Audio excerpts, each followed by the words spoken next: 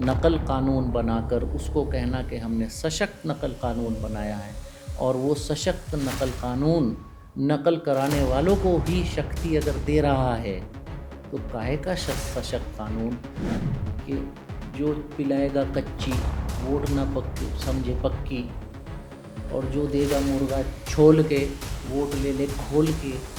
अपने निचले पायदान पर है लोकतंत्र आज की तारीख। रवैया ये कर लिया इस भाजपा सरकार ने कि संवाद बंद करने की तरफ भी आ गए। कहाँ है, कौन सा इन्वेस्टमेंट कहाँ आया है? कोई कोई फैक्ट्री, कोई इंडस्ट्री कहीं दिखाई दी है? कोई इंडस्ट्रियल एरिया आ रहा है, इंडस्ट्रियल एरिया लगवा रहा हूँ, इंडस्ट्रियल एरिया लग गया, इसका उद्घाटन हो गया। फैक्ट्री कहाँ है? कौन सी फैक्ट्री लगी नई? कौन सा प्लांट लगा? कौन सा इन्वेस्टमेंट आया? 10 साल होने को आ गए भाजपा सरकार को। डबल इंजन की सरकार कह कह कर हम सुन कर हमारे कान दुख गए। जब बिजली नहीं होगी तो उद्योग कहाँ पर आएगा? उत्तराखंड बना था उद्योग ऊर्जा प्रदेश के नाम पर।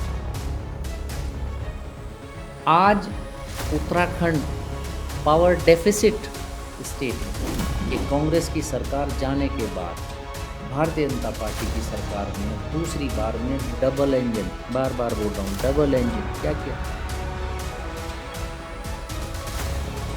नमस्कार। रॉ एंड रियल में आज हमारे ख़ास मेहमान हैं काजी निज़ामुद्दीन। ये नाम उत्तराखंड राज्य के लिए नया नहीं है, क्योंकि काजी निज़ामुद्दीन उत्तराखंड के एक ऐसे राजनीतिक परिवार से आते हैं जो लोग आज़ादी से पहले भी विधायक रह चुके हैं। यानी राजनीति से ताल्लुक़ सन 1937 से है। काजी निज़ामुद्दीन के दादा, नाना, वालिद साहब सभी लोग एमएलए भी रहे हैं, मंत्री भी रहे हैं और राजनीतिक ओहदों पे। उत्तराखंड के पहले स्पीकर भी आपके वालिद थे। तो काजी निज़ामुद्दीन ने बचपन से ही राजनीति को देखा, महसूस किया और आगे बढ़े। उत्तराखंड राज्य बनने के बाद जब पहली बार चुनाव हुए तो उस विधानसभा में जो नौजवान पूरे हाउस के आकर्षण का केंद्र था, तो वो खुद काजी निज़ामुद्दीन थे, जो 27 साल की उम्र में 2002 में विधायक बने। और हाउस के अंदर जिससे उनका सामना हुआ, जो हर किसी के राजनीति में एक ऐसा नाम था जिससे मिलना चाहते थे लोग, वो थे पंडित नारायण दत्त तिवारी। तो काजी निज़ामुद्दीन ने अपना आगाज़ उत्तराखंड की विधानसभा में जिस अंदाज में किया, तो उन्होंने ये बता दिया कि उत्तराखंड में राजनीतिक परिवार से आने वाला कोई शख्स सिर्फ विरासत के बूते नहीं, अपनी खूबियों के बूते ही अपनी पहचान बनाता है। तो काजी साहब ने जिस तरीके से आगाज़ किया उत्तराखंड की विधानसभा में, वो एक यादगार पल था, क्योंकि हम भी उस पल के साक्षी थे। काजी साहब, आपका हमारे पॉडकास्ट में बहुत बहुत स्वागत है। Thank you. तो मैं सबसे पहले उसी किस्से पर जाना चाहूँगा, जब एक नौजवान काजी निज़ामुद्दीन 2002 की विधानसभा में एन.डी. तिवारी, यानी कि जो उस टाइम हाउस के सबसे सीनियर शख्स थे और सबसे जूनियर आप थे, लेकिन उस हाउस का पहले दिन की वाहवाही काजी निज़ामुद्दीन ले उड़े। क्या किस्सा था और क्या ऐसा सुना दिया था जो एन.डी. तिवारी जी के अलावा पूरा हाउस आज भी उस किस्से को याद करके हंसता है?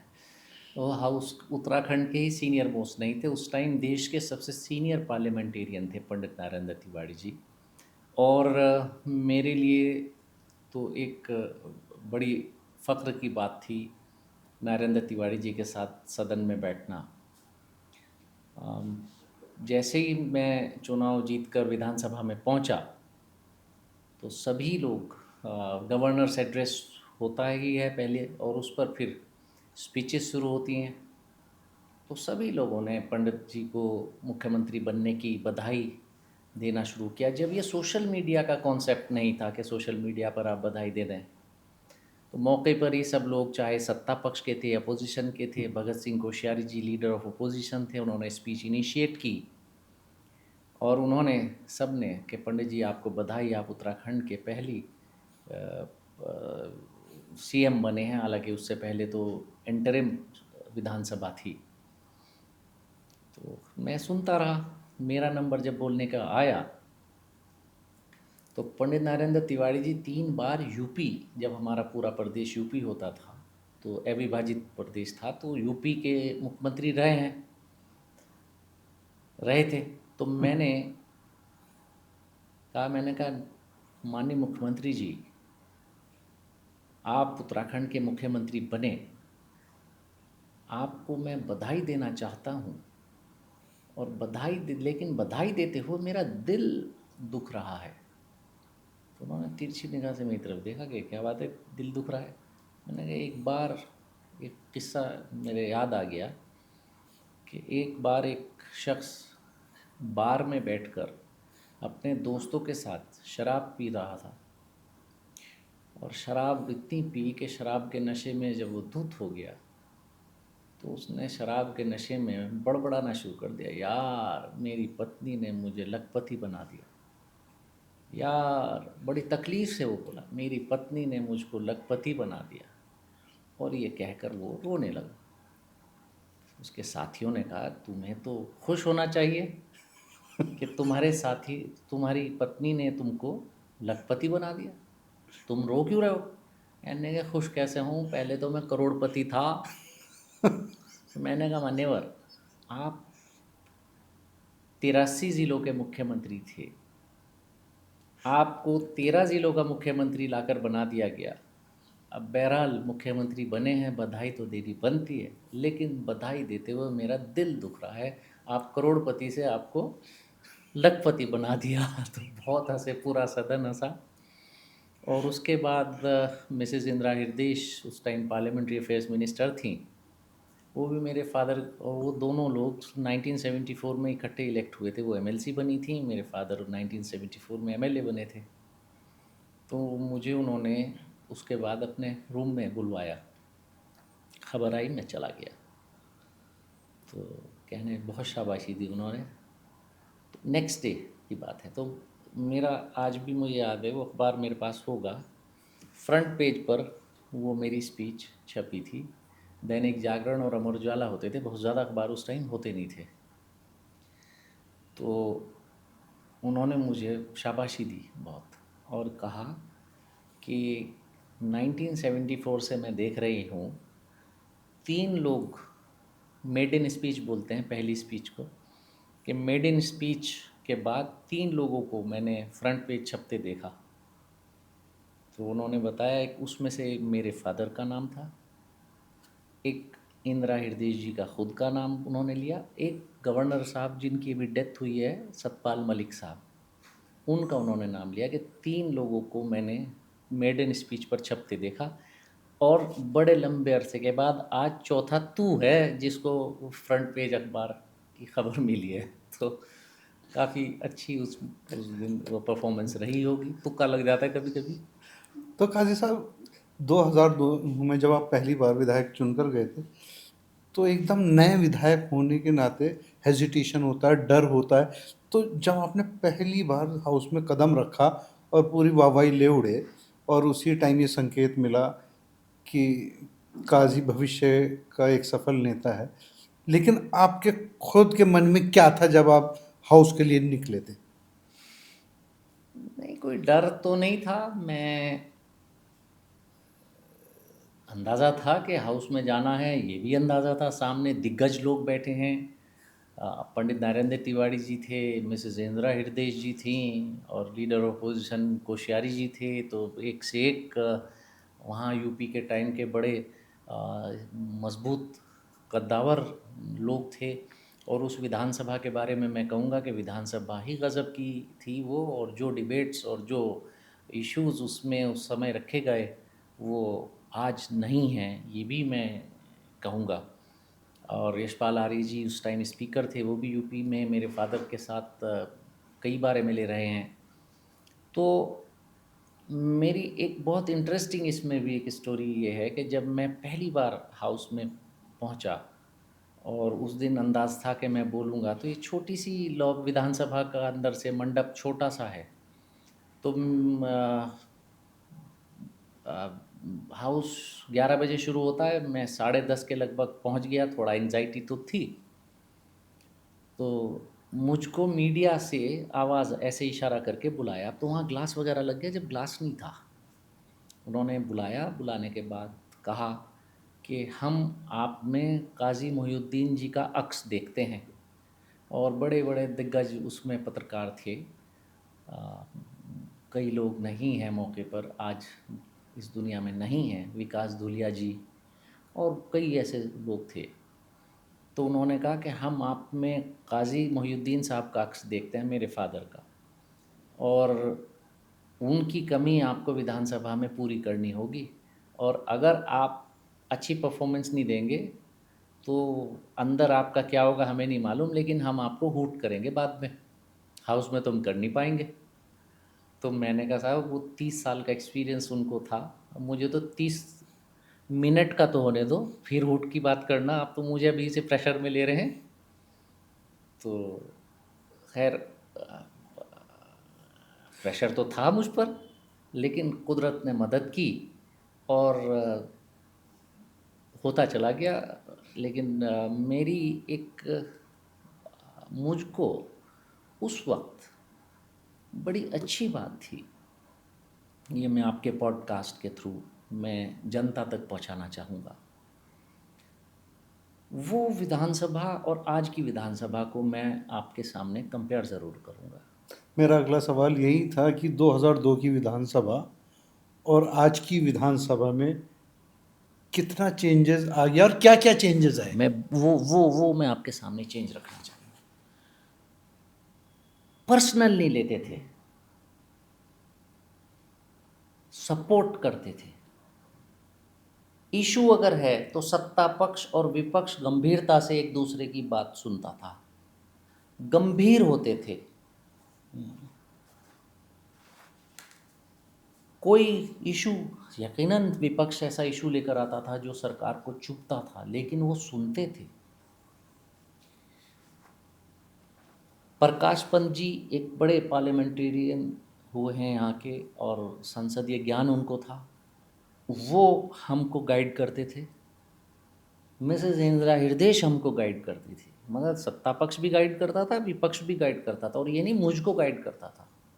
जो भी हाउस के अंदर बोलने जा रहा है या बोल चुका, तो उसका भी एनालिसिस करते थे। एक दिन विधानसभा के अंदर बोलते हुए मैं एग्रेसिव हो गया बहुत ज़्यादा, और तनातनी का सा माहौल हो गया, और मैं थोड़ा पर्सनल बोल गया सीएम साहब को लेकर। हालांकि मुझको ऐसा लगा मैं अच्छा बोला, मुझको लोगों ने बहुत अप्रिशिएट किया।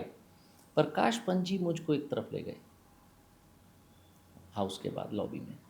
उन्होंने मुझको कहा कि क्या कोई नरेंद्र तिवारी जी से झगड़ा है आपका? मैंने नहीं। कहने की कोई पर्सनल लड़ाई है? मैंने कहा नहीं। कुछ उन्होंने आपका नुकसान किया? मैंने नहीं। Why were you so personal today? मुझे एहसास हुआ। कहने के जाना घर और सोचना कि आप पर्सनल क्यों हो रहे थे। मैंने एहसास किया, फिर मैंने उनसे बोला, मैंने कहा वाकई आपने मुझको ठीक चेक किया, और वो पर्सनल नहीं होना चाहिए था। आज आप अच्छा बोलें, गलत बोलें, सही बोलें, वैसे तो सदन ही नहीं चला रहे।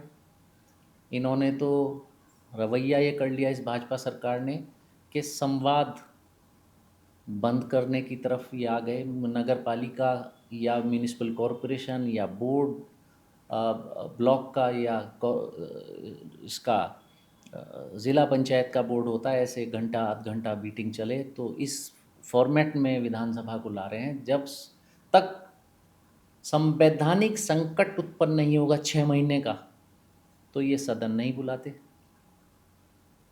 और सदन हफ्ता 10 दिन 15 दिन चले नहीं बुलाते। हर बार शिथिल करते हैं नियमों को, और ओवरलैप करते हैं इश्यूज़ को, जो नहीं करना चाहिए, जिसको नियमावली अलाउ नहीं कर रही है। उस वक्त सदन चलता था। यही नहीं है कि कांग्रेस गवर्नमेंट ने सदन चलाया, उसके बाद भाजपा सरकार आई, उसने भी प्रॉपर सदन चलाया। तो उसमें अगर हम नए एमएलए के तौर पर आए, हम गलत करते थे तो हमको दोनों पक्ष के लोग, सत्ता पक्ष और विपक्ष के सीनियर्स गाइड करते थे। नौबत यहाँ तक है कि जो विधानसभा के स्टाफ थे, चाहे वो सचिव, प्रमुख सचिव रहे हों, अपर सचिव रहे हों, या इवन जो लोअर स्टाफ थे, वो भी हमें कभी कभी कहते थे, सर आपको कुछ बताना चाह रहे हैं। मैंने, साहब बताइए, कि जी ये अगर आप करते तो अच्छा रहता और ये आपने ठीक नहीं किया। हम उनकी भी सुनते थे। आज इमेजिन करेंगे क्या विधानसभा का स्टाफ किसी विधायक को कुछ समझाएगा और वो सुन ले विधायक, और क्या उम्मीद करेंगे? वो बोलेंगे ही नहीं, क्योंकि उनको लगेगा कि इनको बोला तो ये कहीं उल्टा जवाब ना दे दें। हम लोग उन लोगों के पास जाकर बैठते थे, सीखना चाहते थे। मेरे फादर ने मुझको कहा, वो खुद सीनियर मोस्ट एमएलएज में से एक थे, और जब 6 बार के एमएलए रहे थे, लेकिन मुझको कहा कि जाओ बैठा करो। उस टाइम मुन्ना सिंह चौहान जी सदन में नहीं थे, अमरीश कुमार जी सदन में नहीं थे, कहने के दोनों लोग बड़े अच्छे पार्लियामेंटेरियंस हैं, उनके पास बैठो जाकर। बाबू हुकम सिंह जी कैराने, उनके पास जाकर बैठो। मैं कई बार लखनऊ जाया करता था तो मुझको बोलते थे कि केसरीनाथ त्रिपाठी जी के पास जाना, उनके पास बैठना। तो रेवती रमन सिंह जी बड़े सीनियर पार्लियामेंटेरियन हुए इलाहाबाद के, उनके पास बैठना। तो ये उनके पास बैठकर चीज़ें ग्रैस्प करते थे। फिर थोड़ी बहुत जो भी विधानसभा में बोल पाएँ वो बोलने की कोशिश हम करते थे। तो यानी कि वो आपके मुझे वालिद साहब का सीधा कहना था कि दलगत राजनीति से ऊपर उठकर नहीं थी, किसी भी दल के नहीं थी। नेता के पास। आपको दलगत राजनीति से ऊपर उठकर किस्सा सुनाऊं, और सुनिए खूबसूरती डेम डेमोक्रेसी की, यहाँ की, उत्तराखंड की, उस टाइम उत्तराखंड की विधानसभा की।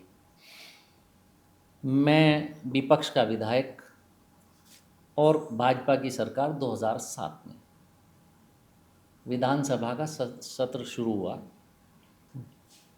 मुझे कोई इशू लगा कि ये इशू हम उठा सकते हैं, तो मैंने वो कार्य स्थगन मुझे लगाना था। नियम 56 होता था उस टाइम, तो मुझे नियम 56 बनवाना था। तो मैंने मुन्ना सिंह जी को फ़ोन किया तो वो रिस्पांस नहीं मिल पाया, वो थे नहीं यहाँ शहर में। तो मैंने, पार्लियामेंट्री अफेयर्स मिनिस्टर थे प्रकाश पंत जी, मैंने प्रकाश भाई को फ़ोन किया। इमेजिन कीजिए किस टाइम, सुबह 6 बजे। आज की तारीख में पार्लियामेंट्री अफेयर्स मिनिस्टर को आप 6 बजे फ़ोन कीजिए, रिस्पॉन्स आएगा क्या? तो उन्होंने खुद फ़ोन उठाया, पीएनटी फ़ोन उठाया। मैंने कहा काजी निज़ामुद्दीन बोला। हाँ काजी। मैंने कहा भाई साहब एक कार्य स्थगन तैयार करवाना। यार मेरा क्वेश्चन आवर बड़ा कॉम्प्लिकेटेड है आज, और सीएम के क्वेश्चन आवर है और मैं उसकी तैयारी कर रहा हूँ। मैंने, भाई साहब मुझे तैयार कर रहा, मुझे नहीं मालूम, जल्दी आओ। मैं उनके घर चला गया। उनकी हैंडराइटिंग बहुत खूबसूरत थी, बहुत खूबसूरत। जब हाथ से लिखते थे तो बड़ी ऐसा लगता था जैसे कैलीग्राफी की हो। तो मैंने उनको बताया, मैंने, भाई साहब ये इशू है, कहने के, मैंने कहा इस पर नोटिस तैयार कीजिए। उन्होंने प्रॉपर मुझको नोटिस लिख कर दिया और तैयार किया। किसने? संसदीय कार्य मंत्री ने। और अगर वो सदन में लगना ना लगना तय कौन करेगा? स्पीकर और संसदीय कार्य मंत्री। हाँ, बिल्कुल। और कॉम्प्लिकेटेड इशू था। जवाब कौन देगा? वही देंगे संसदीय कार्य जो मंत्री, तैयार करा रहे है हैं। ना? जवाब कौन देगा? संसदीय कार्य मंत्री। बड़ी ईमानदारी के साथ, बहुत उन्होंने शार्प, बड़ा पॉइंटेड, एकदम अच्छी तेज़ तर्रार लैंग्वेज उन्होंने उसकी लिखी। ड्राफ्टिंग बहुत खूबसूरत ड्राफ्टिंग की। बिल्कुल ये लिहाज नहीं किया कि उन्हीं के पास वो नोटिस आएगा, उन्हें ही वो जवाब देना है। मैंने उस टाइम ये ऑनलाइन का चक्कर था ही नहीं। सीधा मैंने किसी, और 5 कॉपी देनी होती थी विधानसभा में, अब तो उन्होंने बदल दी चीज़ें, वहाँ भी करने लगे। अब तो 5 कॉपी ही ले जानी होती थी। मैंने उसकी 6-7 कॉपी कराई, 2 मैंने रख ली और 5 ले जाकर मैंने विधानसभा में वो जमा कर दी सुबह खुद 8:30 बजे। वो ही शीट एज इट इज़। खैर क्वेश्चन वो शुरू हो गया हाउस। अब जब क्वेश्चन आवर के बाद उसका जवाब आया होगा 0 आवर का, तो प्रकाश पंजी एकदम उन्होंने मुझे पर्ची भेजी। वो स्टाफ मेरे पास स्लिप लेकर आया कि आपको संसदीय कार्य मंत्री जी लॉबी में बुला रहे हैं। मैं चला गया। देखते ही मुझे केंद्रित, अरे यार कम से कम इसे अपने हाथ से तो लिख लिया होता, मेरी हैंडराइटिंग में भेज दिया। उनकी हैंडराइटिंग सब पहचानते थे, पूरा उत्तराखंड पहचानता था उनकी हैंडराइटिंग। कैसा महसूस होगा ये आईएएस अफसर क्या कहेंगे। तो मैंने कहा भाई साहब मैंने तो दे दिया, मैं क्या करूं। अब आप इमेजिन कीजिए, तो ये आप आपने इमेजिन कीजिए जी आज ये अपोजिशन और पार्लियामेंट्री अफेयर्स मिनिस्टर के बीच में ये रिश्ता कहीं संभव है। वो भी भाजपा थी, ये भी भाजपा ये है। भी भाजपा थी, वो भी भाजपा थी, ये अमित शाह और मोदी से पहले की भाजपा थी। ये माहौल लोकतंत्र का इन्होंने ख़राब किया है।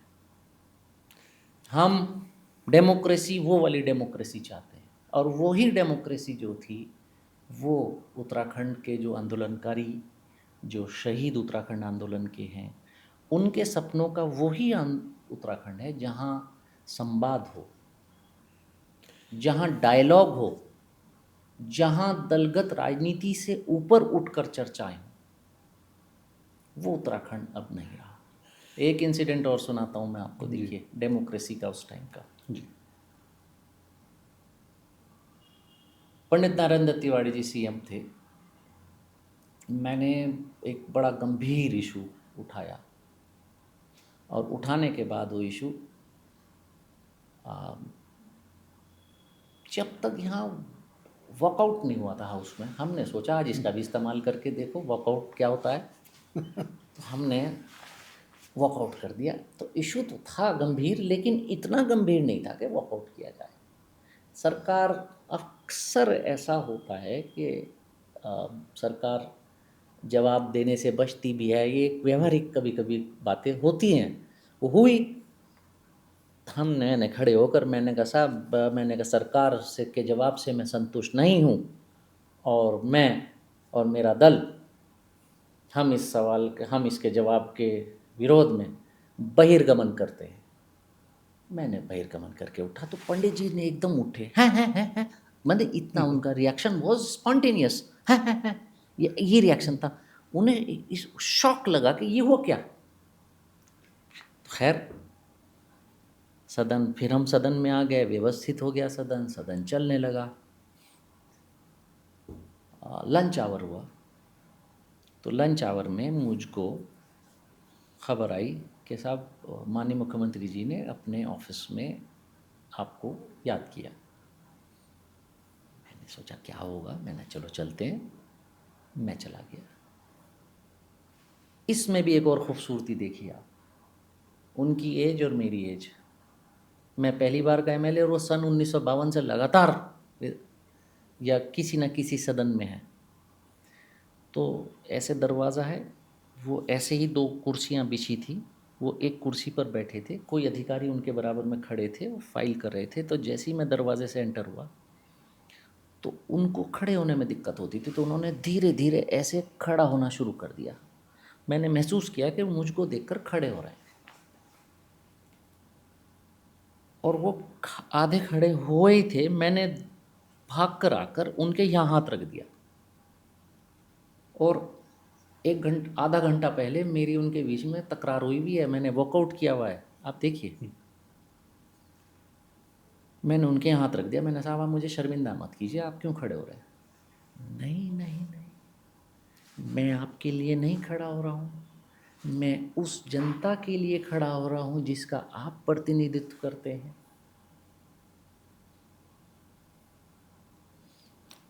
ये राजनीति थी, हाँ, शिष्टाचार। आज आज हाँ, और जबकि अब आप सुनिए जी सुनिए। खैर उन्होंने मुझे बिठाया, तो स्टाइल था उनका, "ए", कोई आवाज़ देते थे, "चाय लाइए, कुछ लाइए"। ये तो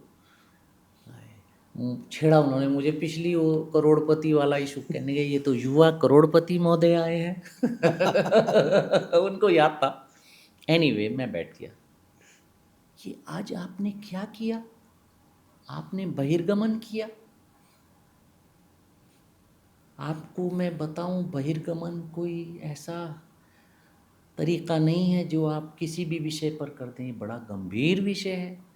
आपको मैं बताता हूँ एक वाक़ा। एक बार पंडित गोविंद बल्लभ पंत जी मुख्यमंत्री थे, और मेरे याद नहीं उन्होंने नाम किनका लिया, और वो एमएलए उन्होंने वॉकआउट कर दिया। तो पंडित जी ने हाउस के फ़ौरन बाद इमरजेंसी मीटिंग कॉल की, यूपी के मुख्यमंत्री रहते हुए, अधिकारियों की, और उन्होंने अधिकारियों को बहुत सुनाया और कहा कि आज आपकी वजह से मुझको बड़ी शर्मिंदगी का एहसास हुआ है कि आपके गलत जवाब देने की वजह से मेरे विधानसभा के एक विधायक ने हाउस का बहिष्कार किया, बहिर्गमन किया, वॉकआउट हुआ हाउस में, और ये आइंदा नहीं होना चाहिए, और जो हुआ इसको दुरुस्त कीजिए। और अधिकारियों की एक टीम उन्होंने भेजी उन्हीं विधायक जी के पास कि साहब आप पूरी बताइए आप क्या चाह रहे थे और क्या चीज़ होनी चाहिए, उसके बीच का जो गैप है वो पूरा किया जाएगा।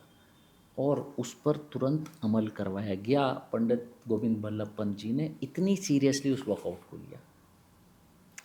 अभी पंडित नरेंद्र तिवारी जी मुझको ये किस्सा सुना रहे हैं। चाय आई मेरी, इतने उन्होंने बराबर में, शायद आरेंद्र जी थे, उन्होंने कहा कि वो बुलाओ जो बाहर ऑफिसर सामने बुलाए। जिस विषय पर मैंने वॉकआउट किया था उस विषय के सारे अधिकारी वहाँ आ गए, principal secretary, additional secretary, HOD, और उन्हें बिठा लिया। ये वॉकआउट हुआ है, काजी साहब ने वॉकआउट किया है। बताइए क्या कमी रही? और वो विषय वहीं उसका हल निकाला गया। जबकि अब आज लोकसभा हो, राज्यसभा हो, या भाजपा सरकार की कोई सी विधानसभा हो, विपक्ष चिल्लाता रहेगा, शोर मचाता रहेगा, अपनी बात कहना चाहता रहेगा, नहीं सुनी जाएगी, कल नहीं सुनी जाएगी। और सुनिए, अगर वॉकआउट कर दिया, अभी कर वॉकआउट अब भी होता है, वॉकआउट कर दिया, बहिर्गमन जिसे बोलते हैं, कर दिया, तो क्या रिएक्शन आता है ट्रेजरी बेंचेस से, यानी सत्ता पक्ष की तरफ से क्या रिएक्शन आता है? जाओ जाओ जाओ जाओ जाओ। यानी ये शिष्टाचार रिएक्शन खत्म। आता, शिष्टाचार छोड़ दीजिए, डेमोक्रेसी एट इट्स स्लोवेस्ट, अपने निचले पायदान पर है लोकतंत्र आज की तारीख में। ये जो मैं कंपैरिजन 2002-2025 में कर रहा हूँ, ये मेरी बात जो इस समय उत्तराखंड की और देश की जनता सुन रही है, ये उत्तराखंड तक कन्फाइन नहीं है मेरी बात, ये पूरे देश के लिए है कि वहाँ कोई इस विधानसभा के अंदर, लोकसभा, राज्यसभा के अंदर कोई व्यक्तिगत लड़ाइयाँ नहीं लड़ी जा रही हैं, जनता के इशू उठाए जा रहे हैं। और कोई अगर व्यक्तिगत बोल रहा है, व्यक्तिगत लड़ाई लड़ रहा है, उसको रोक दीजिए। तो कल ये डेमोक्रेसी को ज़िंदा रखने के लिए जनता को भी सपोर्ट करना चाहिए। लेकिन आज पसंद वो किए जा रहे हैं जो लोकतंत्र को सिस्टमैटिक तरीके से, लोकतांत्रिक मूल्यों को ख़त्म कर रहे हैं, जो लोकसभा, राज्यसभा, विधानसभा, इसकी ग्रेस ख़त्म कर रहे हैं, संवाद ख़त्म कर रहे हैं, कम्युनिकेशन ख़त्म कर रहे हैं। उन लोगों को अगर जनता पसंद कर रही है तो फिर लोकतंत्र, यकीनन बार बार एक बात कही जाती है, लोकतंत्र फिर खतरे में है, आ रहा है। काजी साहब, अब हम दूसरे मुद्दे पे बात करते हैं। जिस वक्त देश आज़ाद नहीं हुआ था, आपके दादा उस टाइम राजनीतिज्ञ थे, आज़ादी के बाद आपके वालिद साहब पॉलिटिशियन रहे, आपके नाना मिनिस्टर रहे, तो यानी कि आप खानदानी राजनीतिज्ञ हैं। तो राजनीति आपके लिए उद्योग धंधा है, जनसेवा है, या पावर टूल है?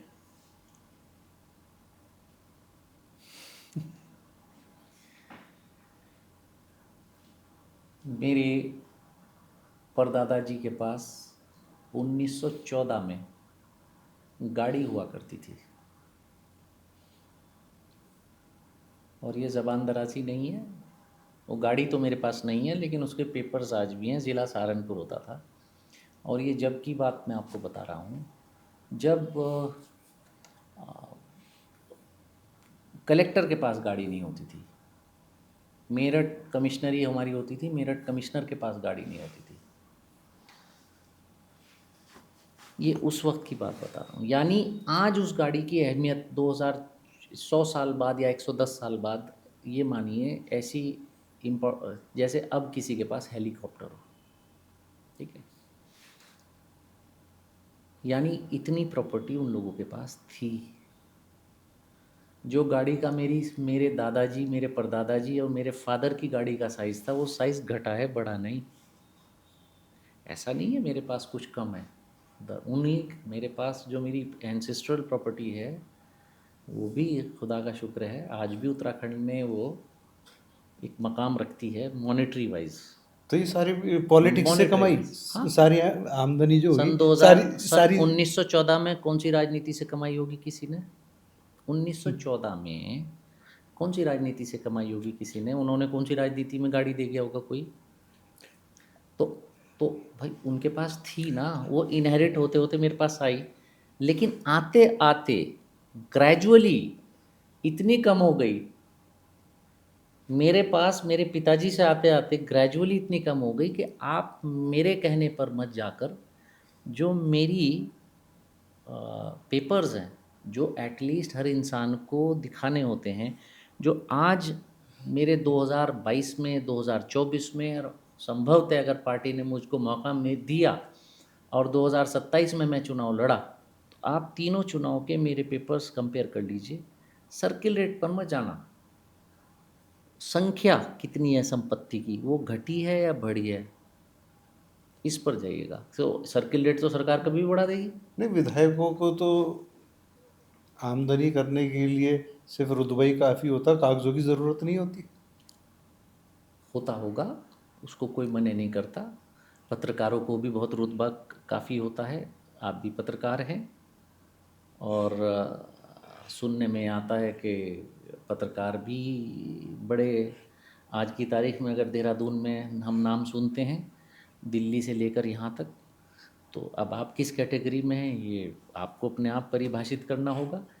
तो हर तरह की दुनिया है, बहुत से लोग ऐसे हैं जो कभी विधायक और पत्रकार दोनों होने की उनको ज़रूरत नहीं है। उनको इतनी हुनर उनके पास हैं कि वो बिना इसके भी बहुत ग्रो किए हैं। लेकिन आपके लिए राजनीति पावर टूल है, या आमदनी का ज़रिया है, या जनसेवा के तौर पे आप लेते हैं? मेरे देखो, लोगों से मिलना, ये मेरा, मैंने आँख खोल कर देखा, घर में आना और जाना, मिलना, कम्युनिकेशन, ये मैं जब देखा तो मेरा भी शौक़ उसमें डेवलप हुआ, मिलना मिलाना, बात करना।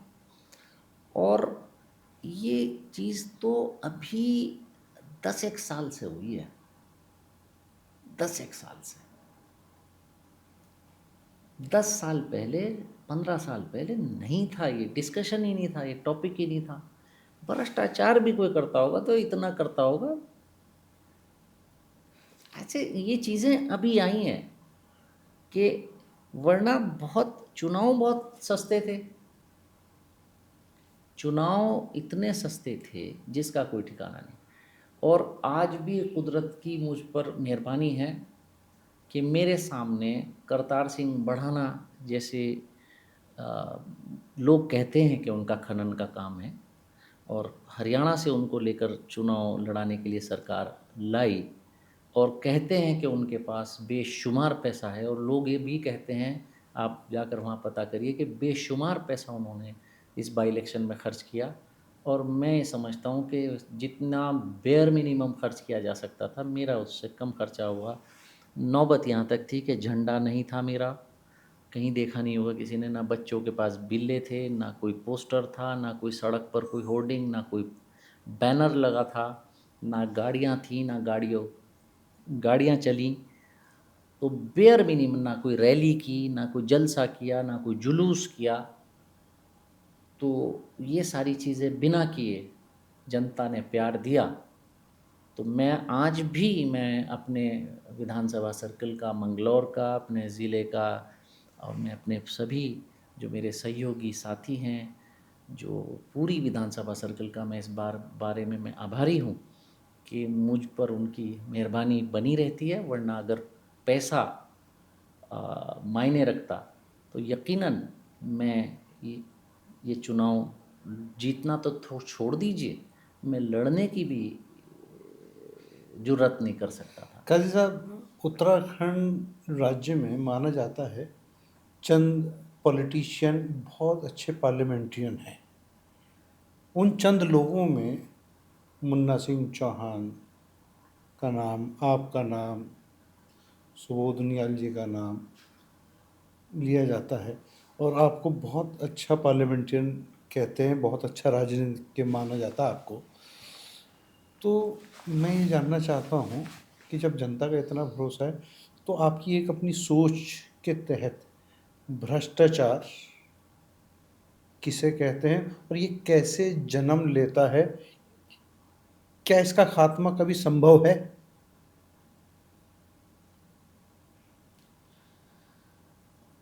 ये एक सोच के साथ अब पैदा हो गया। देखिए, मैं एक दिन एक शहर के, मैं शहर का भी नाम नहीं लूँगा, दुकान में, उत्तराखंड नहीं था, उत्तराखंड से लगा हुआ शहर था, उसके बड़े मार्केट में था। और अब ऐसे देखकर लोग अंदाज़ा कर लेते हैं कि भाई कोई पॉलिटिकल आदमी होगा। तो वहाँ 4-5 दुकानदार एक बड़े सारे शोरूम में बैठे थे। तो मैंने किसी बच्चे को, मुझे कुछ दिलवाना था, मैं उसको दिलवा रहा था अपनी फैमिली में। तो उन्होंने पॉलिटिकल लोगों को एज़ यूजुअल बोलना शुरू कर दिया। खैर, मैंने अपना सामान लिया, मैंने बिल काउंटर पर मैंने गया, तो वहाँ वो 4-5 लोग बैठे थे। मैंने कहा, हाँ जी, क्या कह रहे थे? नहीं नहीं जी, हम तो ऐसे आपस में चर्चा कर रहे थे। मैंने कहा, ठीक है, चर्चा भी कर रहे थे तो खुल के कीजिए। तो फिर उन्होंने से एक ने कहा, यकीनन चीज़ें गिरी हैं, यकीनन गिरावट आई है, उसको कोई मना नहीं करेगा। जो मना करेगा वो झूठ बोल रहा है। गिरावट आई है और हर जगह आई है, लेकिन उस गिरावट का कारण सुनिए और समझिए। मैंने उनसे कहा, मैंने कहा, देखिए, आप पॉलिटिकल लोगों को आप जो भी कह रहे हैं आपका अधिकार है, लेकिन कोई भी छोटा सा भी प्रधान बनेगा, उसके कलम में कोई एक ताकत है, कुछ घटाने की, बढ़ाने की, किसी का बनाने की, किसी का बिगाड़ने की। वो अगर भ्रष्टाचार कर ले तो उससे आप क्या शिकायत करेंगे? अगर जो मैं आपकी दुकान के अंदर अभी मैंने कदम रखा, तो आपकी दुकान यहाँ तक है, नाले तक, कम से कम 10 फीट बाहर तक आपने सामान रख रखा है। आपकी है ज़मीन जहाँ आपने सामान रख रखा है। मैंने कहा, भाई साहब, अगर आपके टैक्सेस को कोई चेक कर ले, कितना पे किया है और कितना आपके यहाँ माल है, कोई आपकी पावर कंजम्पशन को देख ले, तो मुझे उम्मीद नहीं है कि आप जवाब दे पाएंगे। जब एक सामान्य व्यक्ति चीज़ों को अपने हिसाब से, वो उसको भ्रष्टाचार की कैटेगरी में ही नहीं लाएगा।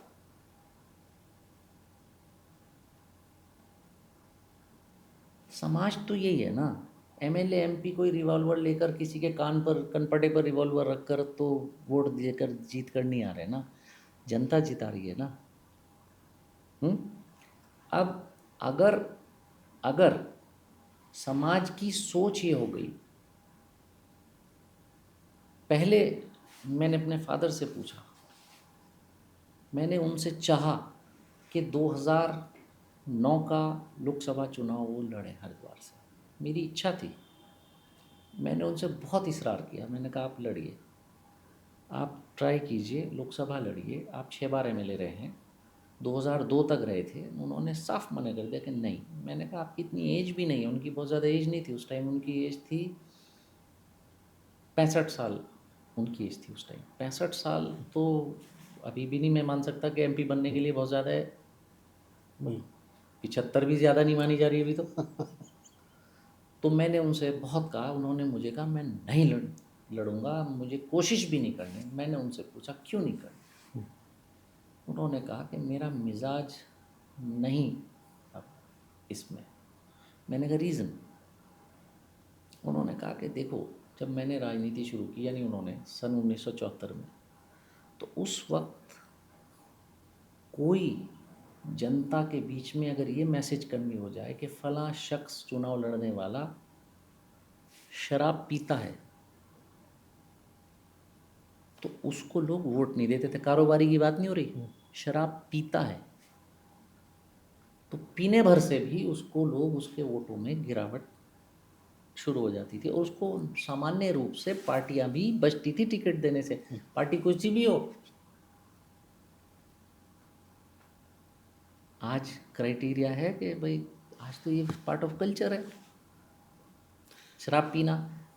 आज पसंद कौन किया जाएगा कि जी शराब का कारोबारी है तो और भी अच्छा, ये पैमाना बदल गया है, और भी अच्छा, जनता सोचती है और भी अच्छा, खनन कर रहा है और सिवाय अच्छा। मंगलौर के। अभी मंगलौर में तो मैंने देखा अभी स्टैंडर्ड मेंटेन है उन लोगों का हमारे यहाँ। हाँ। कोई नहीं पूछ रहा कि कैंडिडेट साहब आप ये पैसा कहाँ से लाए हो, क्यों इतना पैसा खर्च कर रहे हो। तो जनता को चाहिए ना। मेरी गलत बात हो तो मैं चाहूँगा कि आप इनके कमेंट बॉक्स में लिखिए कि जब चुनावों में अनाप शनाप पैसे खर्च किए जाते हैं, वो जीते या हारे, वो जीत के नज़दीक पहुंच क्यों रहा वो शख्स, तिलों से तेल निकलेगा। जब चुनाव में नारे, सुन लीजिए जनता, सुन लीजिए, जब नारे लगते हैं लोकल बॉडीज़ के चुनाव में, ग्राम प्रधान के चुनाव में, कि जो पिलाएगा कच्ची वोट ना पक्की समझे पक्की, और जो देगा मुर्गा छोल के वोट ले ले खोल के, हाँ क्या एक्सपेक्ट करते हैं आप। गरिमा नाम की चीज। वो कहाँ से वो कहाँ से लाएगा मुर्गा छोल के, हाँ कच्ची और पक्की कहाँ से आएगी, और फिर सिस्टम को दोष देगा, फिर कहाँ से आएगी वो, तेल गलत तो तिलों से निकलेगा, गलत रास्तों से। गलत रास्तों से आएगा, गलत रास्तों से आएगा। कोई शख्स अगर छोटी गाड़ी से घूमता है, अच्छा पॉलिटिकल आदमी, तो उसको बहुत अच्छी निगाह से नहीं देख रहे, ऐसे समझते हैं ये तो ऐसे ही है। शू शां टू टा एकदम फैंसी गाड़ियाँ, वो गाड़ियाँ जो 50-60 लाख से शुरू हों, फ्लीट ऑफ कार्स हो, टाँ टाँ टाँ टाँ टाँ टाँ हुटर करते हुए आएँ, 2-3 गनर कूदें, 2-4 बाउंसर कूदें, 4-6 वो हाथ में वॉकी टॉकी लिए हों, और वो जब ग्रेस उसकी बनती है वो नेता टाइप लगना शुरू होता है। यानी अब आप ये जनता, बताइए, आप ये बताइए कहाँ से आएगा यानी कि जनता। जनता खुद और जिम्मेदार है। ये तो ऐसा है जैसे सांप अपनी पूंछ खुद खा रहा हो, घूमकर बर्डन वहीं पड़ना है। मैं फिर बोल रहा हूँ, मैं इस मामले में बहुत खुशकिस्मत हूँ जहाँ से मैं आता हूँ, जो मुझे चुनते हैं वो इस कल्चर को दरकिनार करके उस कल्चर पर वोट देते हैं कि सादगी के साथ एक गाड़ी में एक आदमी, कभी कभी मैं या मेरे साथ कोई होता है, मतलब ये मंगलौर की जनता का मैं एहसानमंद हूँ और मंगलौर विधानसभा सर्किल की जनता का एहसानमंद हूँ कि आसपास आप देखिए, तो हो सकता है किसी पे रिसोर्सेज हों, लेकिन सब पर नहीं हो सकते। फिर एक करेगा तो उसकी हिरस में दूसरा करेगा, दूसरा करेगा तो तीसरा करेगा। तो वो जब फ्लीट ऑफ कार्स, महंगी महंगी गाड़ियों की कन्वाय आएगा, तो आज आप खुश हो रहे हैं उसको देखकर, ये नहीं महसूस कर रहे हैं कि ये आप ही की कीमत पर चल रही हैं गाड़ियां। काजी साहब, आज के दौर का जो नौजवान है राजनीति की तरफ बहुत आकर्षित होता है, ख़ास तौर पे जो बात आपने बताई कि 10-20 गाड़ियां चल रही, 50-50, 1-1 लाख, 1-1 करोड़ रुपए वाली गाड़ियां, और उसमें बाउंसर कूद रहे हैं।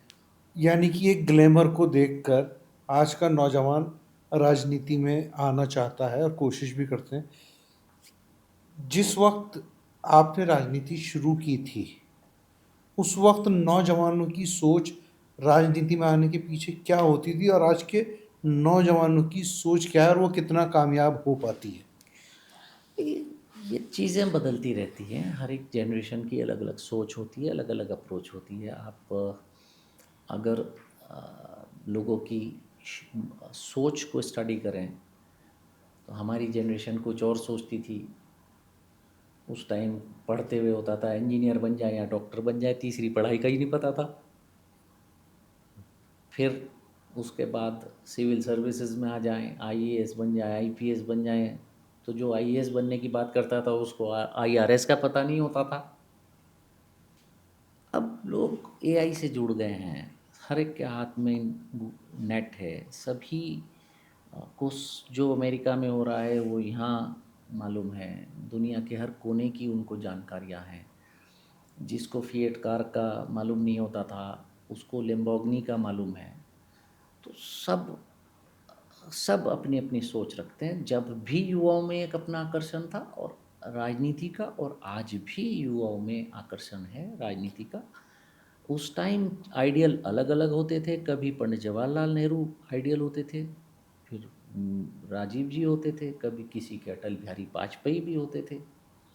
तो चीज़ें बदलती रहती हैं। आज हाँ, मैं ज़रूर कहूँगा कि ज़्यादा सोच हो गई कि मैं भी एमएलए और एमपी बनूंगा तो मेरी ऐसे ऐसे ग्लैमर होगा, ये लोग मेरे साथ सेल्फी लेंगे, ऐसे मैं शूशा करता हुआऊँगा, ऐसे मेरे जलवा होगा।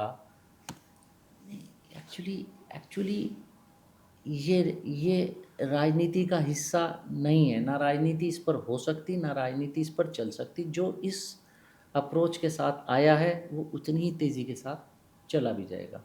जो स्टेबल लोग हैं, जो जमे हुए हैं, जो टिके हुए हैं, आप अपने पर हमारे प्रदेश में आज देख लीजिए। आप, मैं अपने बड़े भाई प्रीतम सिंह जी की आपको मिसाल दूंगा कि भाई वो उनका आप मोमेंट देखिए तो बहुत कोई जलवेदार मोमेंट नहीं है। हैं जमे हुए, 6 बार से एमएलए हैं, 5 बार लगातार जीत चुके, और विपरीत परिस्थितियों में उन्होंने अपने बेटे को यहाँ जिला पंचायत उपाध्यक्ष बनाया। एग्जाम्पल हैं। तो आप और लोगों को देखिए, कई लोग ऐसे हैं जो उनका पूरी सिस्टम ही ग्लैमर पर जम रहा है। तो अब ये उत्तराखंड प्रदेश जो है, इसको कम से कम हम और उत्तराखंड वासी इसको अन्य प्रदेशों के चकाचौंध वाली राजनीति से दूर रखने का प्रयास करें। जनता करे, जो चकाचौंध की राजनीति करने यहाँ आ रहे हैं उस उनको यहाँ मेरा सजेशन है, मेरा सलाह है और रिक्वेस्ट है, तो किसी भी पार्टी से हो, किसी भी विधानसभा क्षेत्र या लोकसभा क्षेत्र से हो, उनको थोड़ा चेक ज़रूरी है, वरना वरना अटपटे माहौल की तरफ हम लोग चल पड़ेंगे। काजी साहब, राजनीति मेरे अनुभव के आधार पर मुझे लगता है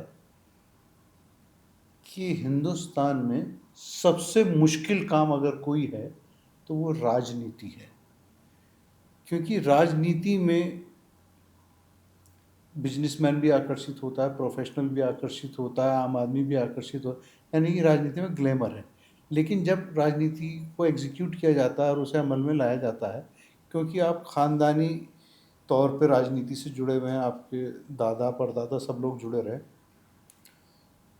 तो राजनीति में पैसा बहुत बड़ा कंपोनेंट है।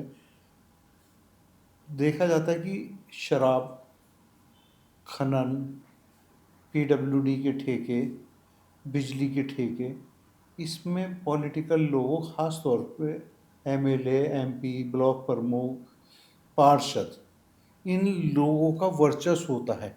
कोई आदमी इन क्षेत्रों में आमद करना चाहे, एंट्री करना चाहे, उसके लिए बहुत मुश्किल होता है। टेंडर ऑलरेडी फिक्स होते हैं।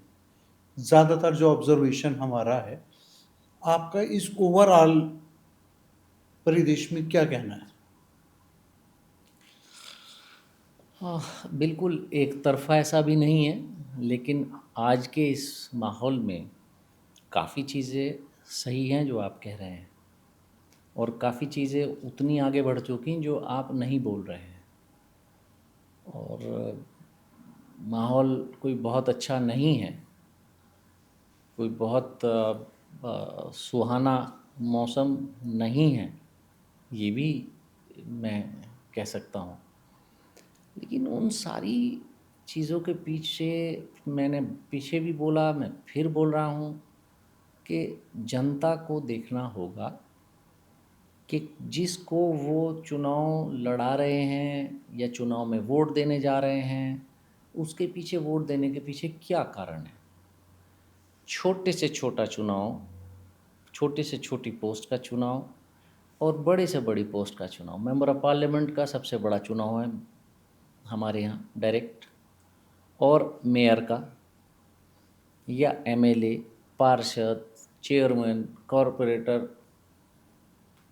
कोई भी प्रधान, बीडीसी, ज़िला पंचायत मेंबर, इन सभी चुनाव में जनता को देखना चाहिए कि वोट जिसको देने जा रहे हैं वो क्या कारोबार करता है, उसका कारोबार भी है या नहीं है, कुछ करता भी है या नहीं है, उसके खर्चे उसके कारोबार से ज़्यादा तो दिखाई नहीं दे रहे हैं, उसको उसकी क्यों इतना वो खर्च कर रहा है। अब किसी ने अगर, उसके कारोबार बहुत कम है और ख़र्चा उसने ज़्यादा कर दिया, तो कल को फिर तिलों से ही तेल निकालेगा। तो ये हमेशा जनता के हाथ ये बात बनी रहेगी कि सही आदमी चुनाव जीते, गलत आदमी चुनाव ना जीते। अगर ये कल्चर जनता ने डेवलप कर लिया तो यकीन जानिए पार्टियां भी ऐसे लोगों को टिकट देना छोड़ देंगी जिनके पास सही पैसा नहीं होगा, गलत पैसा होगा। जब पैसा चुनाव में इशू नहीं रहेगा, मायने नहीं रहेंगे, पहले ऐसा होता था, तो आज तो एकदम प्रॉपर्टी डीलर, अब कैसी प्रॉपर्टी डीलिंग की, किसी ने अगर साफ़ सुथरी प्रॉपर्टी ले और बेच की तो भी एक मैं कहूँगा कि मुझे तो कोई एतराज़ नहीं। लेकिन अगर कोई, जहाँ लोग नहीं चाह रहे हैं वहाँ ज़मीन खरीदे या बेची जाए, अब पहाड़ पर नहीं चाह रहे हैं लोग कि वहाँ ज़मीन खरीदी और बेची जाए, भले ही कानून ना हो, लेकिन जनभावनाओं की कदर करना तो ज़रूरी है, करिए। जब भावनाएं हैं, प्रदेश की भावनाएं हैं, कानून में झोल निकाल कर करेंगे लेकिन कर लेंगे। अब ऐसी झगड़े की ज़मीनों के कारोबार अगर करके तो बहुत क्विक मनी कमाया जा सकता है, और बड़ी अमाउंट, बड़ी उसकी वॉल्यूम ज़्यादा होगी बिज़नेस की। शराब के कारोबार में बहुत ज़्यादा, माइनिंग के कारोबार में बहुत ज़्यादा, और इसके अलावा भी बहुत सी चीज़ें हैं जिनका नाम लेना आप भी झिझकेंगे और मैं भी झिझकूँगा।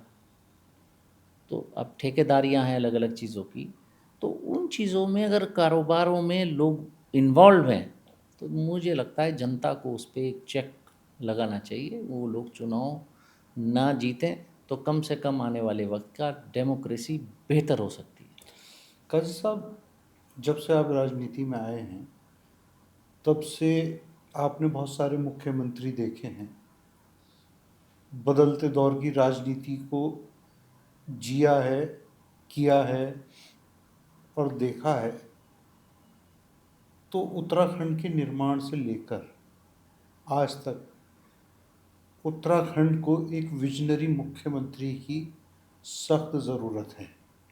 लेकिन देखा गया है कि जो भी मुख्यमंत्री बनता है वो सिर्फ अपनी कुर्सी बचाने की राजनीति में उलझा रहता है। उत्तराखंड को जो एक विजनरी मुख्यमंत्री चाहिए, उसका कहीं वैक्यूम नज़र आता है आपको?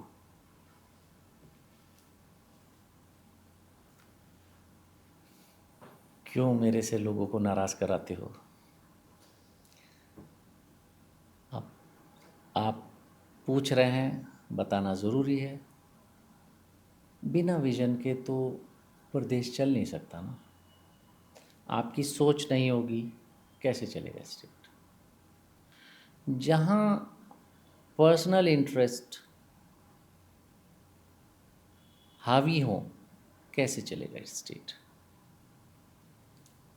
इस स्टेट ने जितने मुख्यमंत्री अब तक देखे, अपनी अपनी जगह हो सकता है सब में कोई कोई कमी और कोई कोई खूबी सब में होगी, लेकिन 2002 से 2007 तक पंडित नरेंद्र तिवारी जी को इस प्रदेश ने देखा। मैंने आपके उनके एपिसोड भी सुनाया कि मेरे इस छोटे से एक एमएलए के कॉल की एक विधानसभा की वॉकआउट पर उन्होंने सारे अधिकारी बिठा दिए, और वो पर्सनल इशू नहीं था, जनहित का इशू था। वो उनका एक विज़न था। विज़न उनका ऐसा था कि अगर वो विजनरी ना होते तो उत्तराखंड में ये इतनी इंडस्ट्रीज़ नहीं होती। कई बार बीजेपी के लोग कहते हैं कि जी अटल बिहारी वाजपेयी की सरकार ने ये टैक्स हॉलिडे 2004 से पहले दिया था। अरे भाई, बहुत सारी चीज़ें आज भी केंद्र सरकार दे रही है, लेकिन राज्य सरकार ला पा रही है? लाने के लिए, उसको एग्जीक्यूट कराने के लिए, उसको इम्प्लीमेंट कराने के लिए भी तो विजन चाहिए। आप ये बताइए, जब से बीजेपी गवर्नमेंट आई है, हम कब से सुन रहे हैं कि इन्वेस्टमेंट्स आ रहे हैं, एमओयू साइन हो गए हैं, एक इन्वेस्टर समिट हो रही है, एक इन्वेस्टर्स को यात्रा निकल रही है, नई नई बातें हो रही हैं, उन पर अरबों रुपए उन पर खर्च किए जा रहे हैं। कहाँ है? कौन सा इन्वेस्टमेंट है? कहाँ आया है? कोई कोई फैक्ट्री, कोई इंडस्ट्री कहीं दिखाई दी है? कोई इंडस्ट्रियल एरिया आ रहा है, इंडस्ट्रियल एरिया लगवा रहा हूँ, इंडस्ट्रियल एरिया लग गया, इसका उद्घाटन हो गया। फैक्ट्री कहाँ है? कौन सी फैक्ट्री लगी नई? कौन सा प्लांट लगा? कौन सा इन्वेस्टमेंट आया? पंडित नरेंद्र तिवारी जी के समय ज़मीनों की कमी उन ज़मीनों को पंडित जी ने मैनेज कराया। यहाँ हरिद्वार में सिडकुल में ज़मीन नहीं थी, तो बीएचईएल की जो वेस्ट लैंड थी उसको उन्होंने भाग दौड़ कर उसको इंडस्ट्रियल एरिया कराया। पंतनगर यूनिवर्सिटी या सितारगंज जेल की ज़मीनों को उन्होंने इंटीग्रेटेड इंडस्ट्रियल एरिया बनाकर वहाँ पर सिडकुल डेवलप कराए। अलग अलग जगह उन्होंने इंडस्ट्रियल एरिया डेवलप कराए और एक माहौल दिया इंडस्ट्री का, और जिसको ये आज सिर्फ एक ज़बान इस्तेमाल होती है कि सिंगल विंडो हम दे रहे हैं। सिंगल विंडो, मल्टी विंडो छोड़िए, मल्टी ऑफिस छोड़िए, सुविधा नाम की चीज़ एक अरसे से पॉसिबल नहीं है यहाँ पर। कोई माहौल ही अभी तक यहाँ उद्योग का नहीं है। उद्योग मंत्री, उद्योग सचिव या उद्योगपति आपस में बैठे मिले, कैसे आएगा उद्योग? बिजली है, 10 साल होने को आ गए भाजपा सरकार को, डबल इंजन की सरकार कह कह कर हम सुन कर हमारे कान दुख गए। जब बिजली नहीं होगी तो उद्योग कहाँ पर आएगा? उत्तराखंड बना था उद्योग ऊर्जा प्रदेश के नाम पर। आज उत्तराखंड पावर डेफिसिट स्टेट है। अच्छा, जो इंस्टॉल्ड कैपेसिटी इसकी है, कौन सी बड़ी है? ऊर्जा की, 1 मिनट, कौन सा यहाँ पर बिजली बढ़ी है? तो आप कह रहे हो कि हम उद्योग ला रहे हैं, कैसे लाओगे? बिजली है आपके पास? नहीं है, क्यों आएगा उद्योग नहीं, लॉ आपके एंड पास? ऑर्डर तो बहुत अच्छा है। देहरादून शहर को टॉप 10 अनसेफ शहर में डिक्लेयर कर दिया, बता दिया। पत्रकार की मौत हो रही है। लॉ एंड ऑर्डर पर तो बड़े सवाल हैं। तो अब मैं जब माहौल फेवरेबल नहीं है, नहीं तो कांग्रेस इंफ्रा कांग्रेस अराजकता फैलाती होगी ना विपक्ष के नाते, इसीलिए तो सरकार के लॉ एंड ऑर्डर पर सवाल खड़े कर सकें आप लोग। तो कहीं ना कहीं कांग्रेस का तो हाथ होगा। कभी नौजवानों का, बेरोजगारों का धरना हो रहा है, कभी कहीं शोर शराबा हो रहा है, तो इसके पीछे कहीं ना कहीं विपक्ष तो होगा ही, और मुख्य विपक्षी कांग्रेस ही है। अब सलीम भाई, आप पोएटिक मूड में आ गए कि कहीं पे निगाहें, कहीं पर निशाना।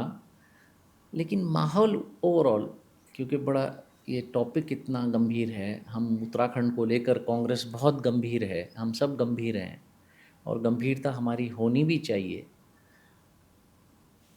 लॉ एंड ऑर्डर का माहौल, इंफ्रास्ट्रक्चर का माहौल, बिजली का माहौल, क्लियरेंस जो परमिशंस चाहिए उनका माहौल नहीं दिख रहा। ये विज़न पंडित नरेंद्र तिवारी जी की सरकार में था, वो तो विज़न दिखता था।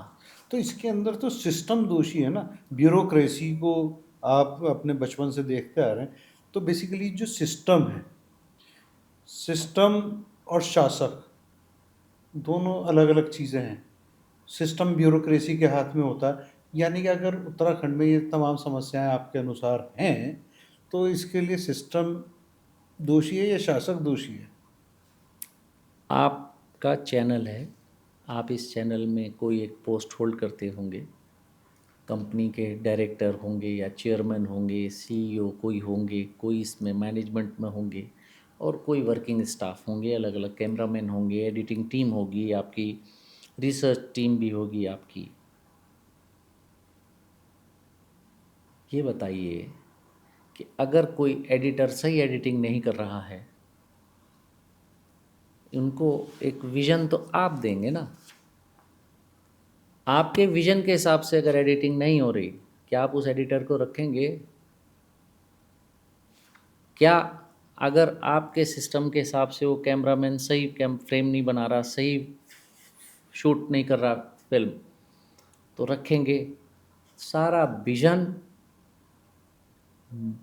मुखिया का होता है, और मुख्यमंत्री का ही एक विज़न चलता है। और सितम की बात यह है कि डबल इंजन की सरकार है। डबल इंजन की सरकार में अगर चीज़ें कामयाब नहीं होंगी, कैसे चलेगा काम? नहीं, मैं एक पिन पॉइंट आपको कर रहा हूँ। हमारा उत्तराखंड प्रदेश को किस दिशा में इन भाजपा सरकारों ने, 2 सरकारों ने लाकर खड़ा कर दिया। यहाँ का आधे से ज़्यादा, आधे के लगभग पैसा तो बजट का खर्च होता है कमिटेड एक्सपेंसेस में, तनख्वाहें, पेंशन, और जो खर्चे होने ही होने कंपलसरीली, पुराने कर्ज की अदायगी। कर्ज में तो इन्होंने डुबो दिया हमारे स्टेट को फर्दर। अब जो पिछले 5-6 बजट्स हैं वो उठाकर आप उनकी अगर रिसर्च कीजिएगा, तो अब आज जो बजट जो पेश हुआ फरवरी मार्च में, ये प्रोजेक्टेड बजट है। इससे के पिछले के वास्तविक आंकड़े अब आंकड़े आते हैं, फिर जो ऑडिट के बाद आंकड़े आते हैं असली, वो होते हैं 2 साल पुराने। 2 साल पुराने आंकड़े किसी भी बजट के उठाकर देख लीजिए। जो सरकार कह रही है कि हमको इतना राजस्व प्राप्त होगा, कंसिस्टेंटली 12% राजस्व कम प्राप्त हो रहा है। कंसिस्टेंटली 12% खर्चा कम हो रहा है बजट में। अब आप 1 मिनट, जी। अब आप देखिए, कंसिस्टेंटली हो रहा है। आप किसी भी चीज़ का बजट बनाइए, अपने बच्चे की शादी का बनाइए या किसी जाने आने का कोई बजट बनाइए, उसमें 12% का प्राप्ति कम हो, तकलीफ हो जाएगी नहीं हो जाएगी? नहीं, मुख्यमंत्री पुष्कर सिंह धामी एक नौजवान मुख्यमंत्री हैं और उनका एक स्ट्रॉन्ग विज़न है, वो युवाओं को साथ लेकर चल रहे हैं। पेपर मैं लीक करा कर नहीं, ये तो विपक्ष का आरोप है ना। ये तो पूरा ये तो विपक्ष का आरोप, लेकिन पेपर लीक करा कर। मुख्यमंत्री जी एक नौजवान मुख्यमंत्री हैं। उनकी सोच, उनकी कार्यशैली को आप सन 2002 से जानते हैं और उनके हर रूप को आपने महसूस किया। आपके मित्र भी हैं मुख्यमंत्री। तो मुख्यमंत्री की कार्यशैली में तो युवाओं के प्रति और प्रदेश के प्रति गंभीरता दिखती है। मैं 2002 से पहले से जानता हूँ, आदरणीय भगत सिंह कोश्यारी जी को भी जानता हूँ, उनके घर भी आना जाना था और लकीली वो मेरे घर भी आए हैं, मुख्यमंत्री के रूप में भी मेरे फादर के पास आए हैं और लीडर ऑफ अपोजिशन के रूप में भी मेरे घर आए हैं। मैं उसके बाद भारतीय युवा मोर्चा के प्रदेश अध्यक्ष के रूप में भी मैंने इनको देखा है और उत्तराखंड का एक अच्छा माहौल है।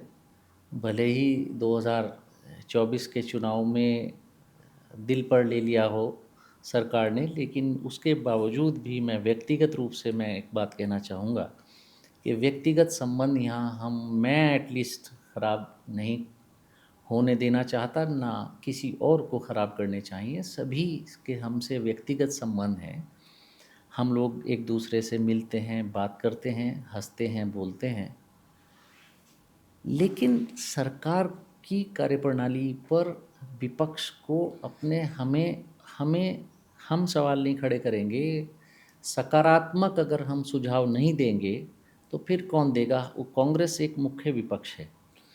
आप ये देखिए कि युवा होना अपने आप में अलग बात है। पूरा युवा सड़कों पर था, बहुत ही हल्के तरीके से उनको उस समय कह दिया, क्योंकि एक पेपर लीक में एक आरोपी का नाम खालिद है, तो उसको पेपर जिहाद या नकल जिहाद क्या बोल दिया। आप बताइए, क्या ये शैली हो सकती है सरकार में चलाने वाले की? नहीं होनी चाहिए, नहीं होनी चाहिए। नहीं, मुख्यमंत्री बहुत पुष्कर बहुत सिंह सुनिए धामी सुनिए, बहुत गंभीर विषय था, लोगों की भावनाओं से जुड़ा हुआ है। 5-5 साल 6-6 साल हो गए बच्चों को मेहनत करते हुए एग्ज़ाम्स के लिए। 5-5 6-6 साल से लोग एग्जामिनेशन में अपियर हो रहे हैं। उनके अभिभावकों की, उनके घर के लोगों की माली हालत बिगड़ रही है, क्योंकि उनकी उम्मीदें एक बच्चे से है कि बच्चे को नौकरी लगेगी तो ये बच्चा अपना भविष्य भी संवारेगा और घर को भी संभालेगा। जैसे तैसे करके वो अपने बच्चों को पढ़ा रहे हैं, कोई कोचिंग दिला रहा है, कोई कुछ कर रहा है। कुछ लोग ऐसे हैं अभ्यर्थी जो पार्ट टाइम जॉब कर रहे हैं, फिर अपियर होते हैं एग्ज़ाम में। कुछ ऐसे हैं जो मुख्य जॉब करते हैं, खुद पूरी मेहनत कर रहे हैं और उस मेहनत के बाद एग्ज़ाम में अपियर होते हैं और पास भी करते हैं उस एग्ज़ाम को। आप उनकी भावनाओं को देखिए, पेपर आउट होना, एग्ज़ाम ना होना, पेपर लीक हो जाना, एग्ज़ाम बार बार कैंसिल हो जाना, रिज़ल्ट ना आना, ये सारी चीज़ें सरकार की एक बड़ी नाकामयाबी है। और नकल कानून बनाकर उसको कहना कि हमने सशक्त नकल कानून बनाया है, और वो सशक्त नकल कानून नकल कराने वालों को ही शक्ति अगर दे रहा है, तो काहे का सशक्त कानून? अपनी पीठ अपने आप थपथपाना, अपने पेपर आउट हो गया तो सरकार की नाकामयाबी है, सरकार को उस पर शर्मिंदगी का इजहार करना चाहिए, सत्ता दल को उस पर अपनी नाकामयाबी पर अफसोस करना चाहिए, और वो कह के हमने सीबीआई की जांच करा दी, वो अपनी पीठ थपथपा रहे हैं। अरे आप ही कहते हो डबल इंजन की सरकार है, तो वहाँ भी आपकी सरकार, यहाँ भी सरकार, पुलिस आपकी, सीबीआई आपकी, कौन यकीन करेगा फिर? सिटिंग जज से क्यों नहीं करवा रहे हैं इसकी जांच? सिटिंग जज हाई कोर्ट की देखरेख में जांच होनी चाहिए, तब तक नहीं होगी और टाइम फ्रेम के बाद होनी चाहिए। कि 10 दिन के अंदर हो, क्योंकि महीना भर भी इसमें आप देते हैं, आप उस आदमी के सपनों का क्या होगा जिसकी उम्र 1 महीने बाद जिसकी उम्र निकल जाएगी एग्ज़ाम देने की।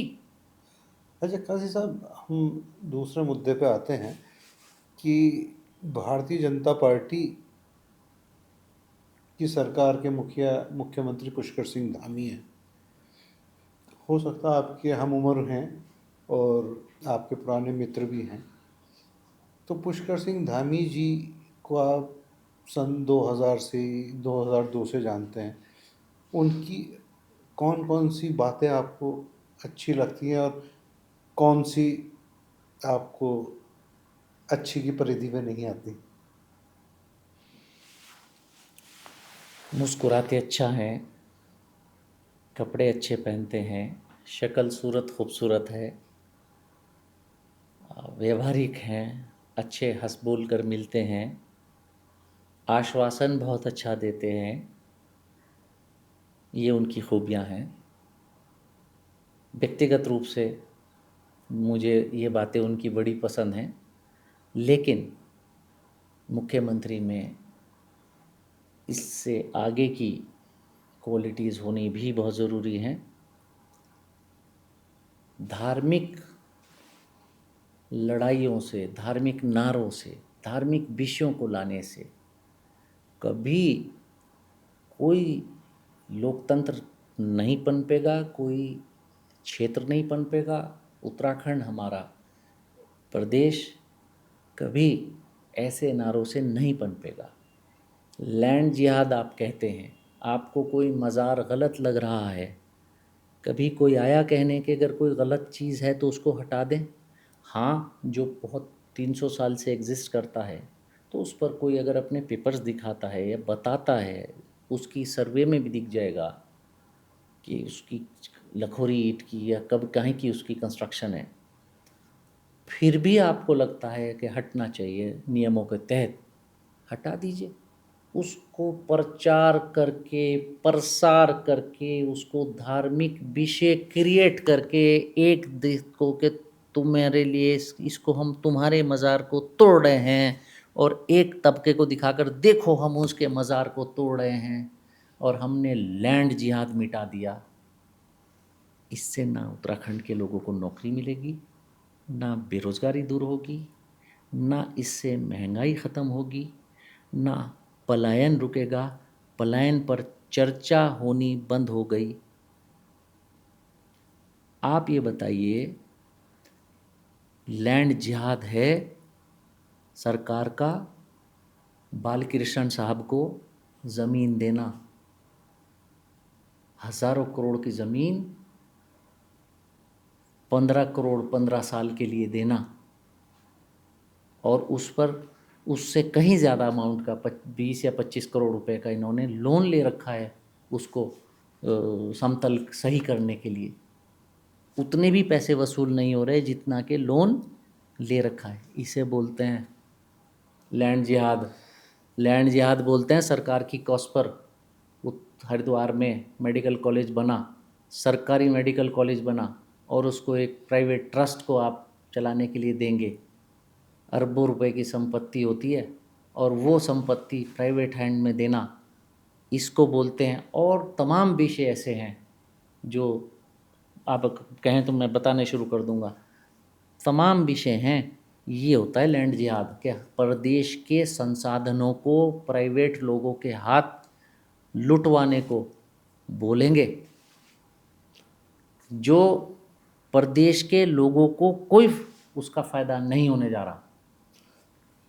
आप धार्मिक भावनाओं में की ओर ले जाना, इस आंदोलन में धार्मिक नारा देना, मैं व्यक्तिगत रूप से, राजनीतिक रूप से, मॉरली बिल्कुल सही नहीं।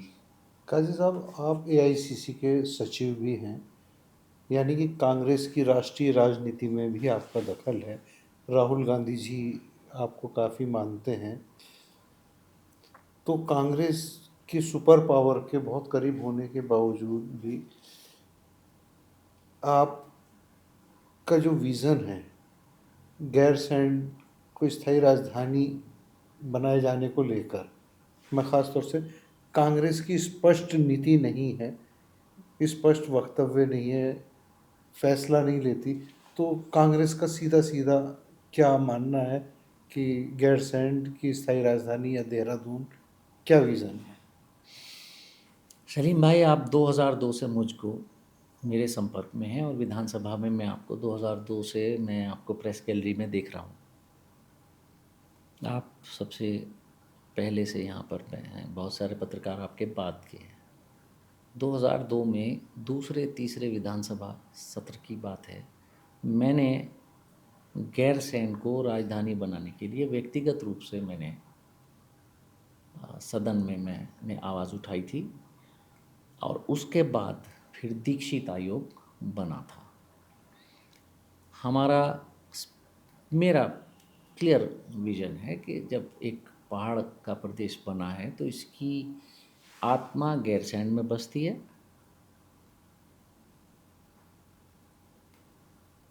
न्याय राज्य बनने में हुआ तो न्याय राजधानी बनने में भी होना चाहिए, ये मेरी व्यक्तिगत राय है। और पार्टी के नेताओं में हमारे कोई विरोधाभास नहीं है। हमारे यहाँ हरिद्वार और उधम सिंह नगर और नैनीताल के लोग हैं, हम सब लोग कभी ऐसी कोई बात नहीं आई, आपने कभी नहीं सुना विधानसभा का सत्र देहरादून से गैरसैंण में हुआ तो सबसे ज़्यादा अगर परेशानी किसी को होती तो तराई के लोगों को होती। कभी सबने एक प्रदेश की भावना के अनुकूल कोई बात हो रही है उत्तराखंड में तो उसमें सभी लोगों ने सहयोग किया। तो ये एक सरकार की कमी की ओर ये इंगित करता है। हरीश रावत जी ने विधानसभा भवन बनाकर वहाँ पर सत्र आहूत किया, टेंट में सत्र आहूत किया कांग्रेस सरकार ने। ये कांग्रेस सरकार का विजन था। कोई कहता है कांग्रेस ने करके दिखाया। मेरा सवाल है कि कांग्रेस की सरकार जाने के बाद भारतीय जनता पार्टी की सरकार ने दूसरी बार में डबल इंजन, बार बार बोल रहा हूँ डबल इंजन, क्या किया? किसी ने कहा कमिश्नरी बना देंगे, कहाँ कमिश्नरी गैरसैंण, 25,000 करोड़ रुपए लगा देंगे, दिखाओ, दिखाइए। 2017 से अब तक 25 लाख रुपए लगाए हैं, 25 करोड़ लगाए हैं, 250 करोड़ लगाए हैं, 2500 करोड़ रुपए, 25,000 करोड़ रुपए आपके याद है विधानसभा में बोला था।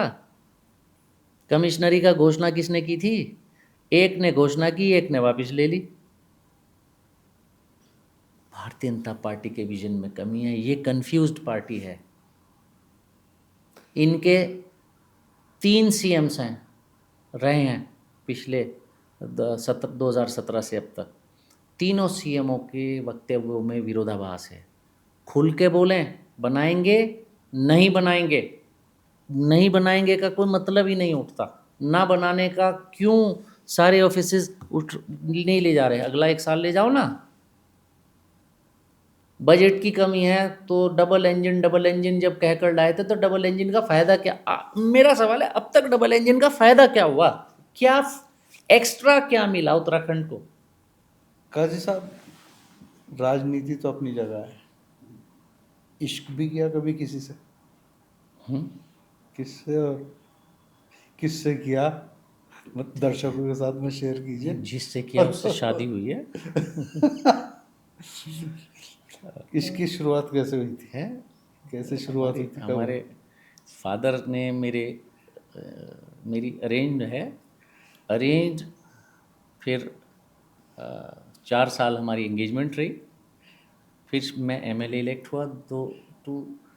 1999 में एंगेजमेंट हुई, 2002 में मैं एमएलए इलेक्ट हुआ और 2004 में मेरी शादी हुई। जिससे इश्क किया वही बीवी बन गई। I am lucky. कोई और भी जिंदगी में रही या वही एकमात्र?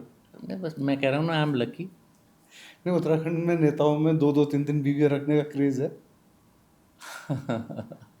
इससे भी ज़्यादा रखते हैं लोग बाग, आपको शायद पता नहीं होगा, आप जानते हैं।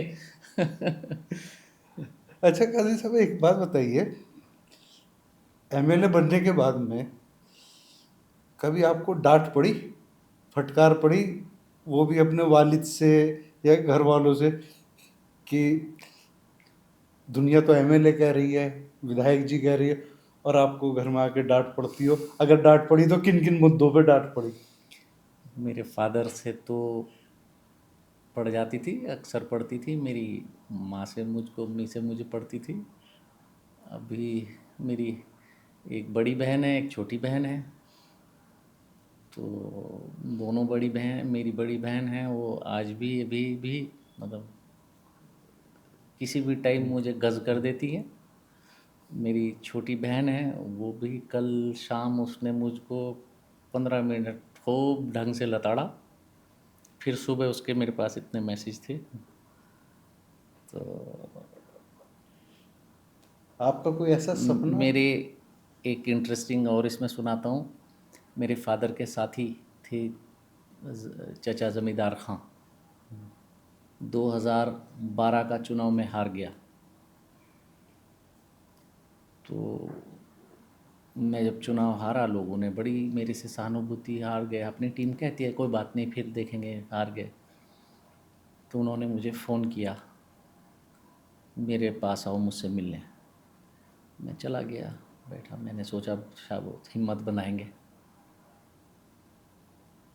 तो उनकी आंखें लाल थीं गुस्से से कि ये बताओ हम चुनाव क्यों हारे, कैसे हारे हम चुनाव। मैं जब उन्हें देख रहा, क्या पूछ रहे हैं मुझसे। मैंने जी क्या कह सकते हैं, तो और कौन कहेगा, ये बेवकूफ़ है, इतने साथी पीछे भाग रहे दौड़ रहे, कौन जिम्मेदार है इस हार का। मैंने जी मैं, जो कमियां हैं गौर की, और कोई कमी आने वाले चुनाव में रहनी नहीं चाहिए। यानी हारते अगले चुनाव की तैयारी शुरू। तो ऐसी भी डांट सुनता हूँ मैं। तो अच्छा, कोई डांट ऐसी पड़ी जिसने आपकी ज़िंदगी में काफ़ी चेंजेस ला दी हो? कोई डांट ऐसी पड़ी? पिटाइयाँ हुई टीचर्स से, तो ऐसा नहीं है। हमारे हमारे टाइम में पिटाई होती थी, केनिंग होती थी, एनसीसी की केन से। हमारे सर सुन रहे होंगे, सर इकबाल सिंह सर हैं रुड़की में, उन्होंने खूब जम के केनिंग की हमारी सारी। अब जो अब करनी चाहिए थी वो भी सारी हम पर उतर कर रह गई होगी उनकी। और कई लोग, कई हमारे टीचर्स हैं अब दुनिया में नहीं हैं। खूब पिटाई पिटाई हमारे टाइम पर होती थी। तो आप डांट की बात कर रहे हैं, अब के तरह अब बच्चों को तो मैं नहीं समझता कोई टीचर डांट भी सकते हैं। हमारे टाइम पर तो हमारे स्कूलिंग में तो ढंग से होती थी। अच्छा काजी साहब, आपको जन सभाओं के दौरान पब्लिक मिलती है, नाना प्रकार की पब्लिक मिलती है, एक से एक कलाकार भी मिलता है।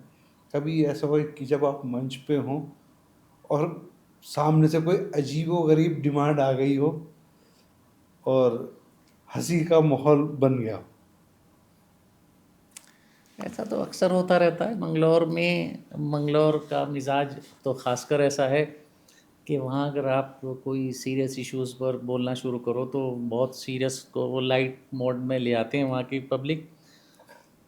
और वो इश्यूज़ को, एक गंभीर इशू भी आपको एड्रेस करने होते हैं, बोलने होते हैं, लेकिन वो बड़े लाइटर वेन में सुनना पसंद करते हैं। तो ऐसे बहुत इंसिडेंट्स हैं, बहुत। अजीबो गरीब डिमांड कोई आई पब्लिक के अगर बीच आप से? आप वहाँ सीरियस मुद्रा में बोलना शुरू कर देंगे तो बहुत ज़्यादा लोग ना सुनते ना पसंद करते। तो एक आपका वहाँ चाहे कोई बोले तो वो अलग एक स्टाइल में वो लोग सुनना पसंद करते हैं। उसमें तंज़ व मज़ा भी हो, ह्यूमर भी हो। अच्छा, अगर आप नेता नहीं होते, विधायक नहीं होते, तो क्या होते? अब ये तो इतना, तो मैं फ़िलॉसफिकल बातें मैंने कभी नहीं सोची। तो लेकिन एक मेरे सबकॉन्शियस में था कि संभावना यही है, तो था मेरे दिमाग में।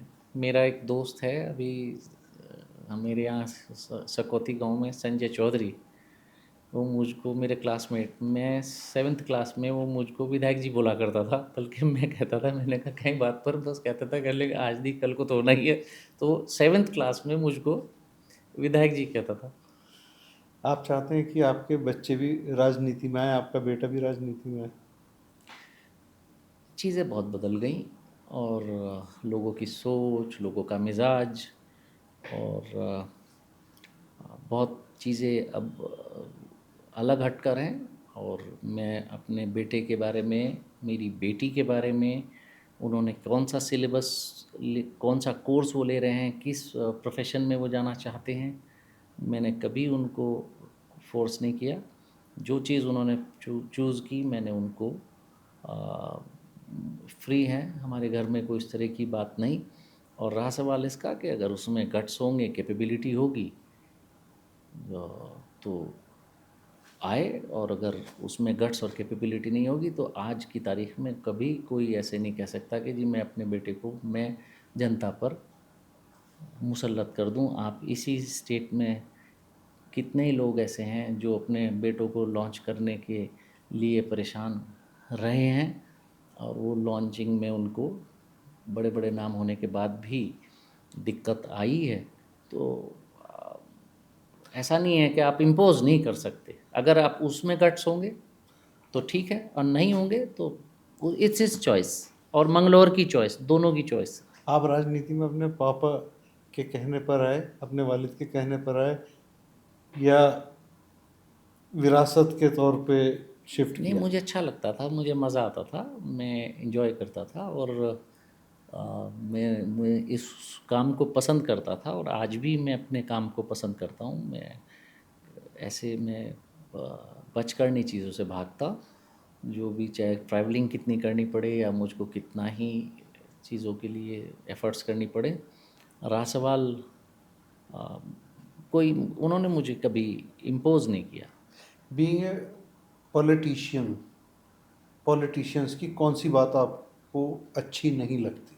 किसी भी बात पर हाँ कर देना, हर बात को हाँ कर देना, कर दूँगा, हो जाएगा, झूठा आश्वासन जिसको बोलते हैं, वो मैं नहीं कर पाता। आप मेरे पास किसी अननोन आदमी को भेज कर देखिए, कोई मुझे कोई बात कहेगा, तो अगर मैं नहीं कर पा रहा हूँगा तो मैं उसको मना करता हूँ कि मैं भाई, मैं शायद इसको नहीं कर पाऊँगा।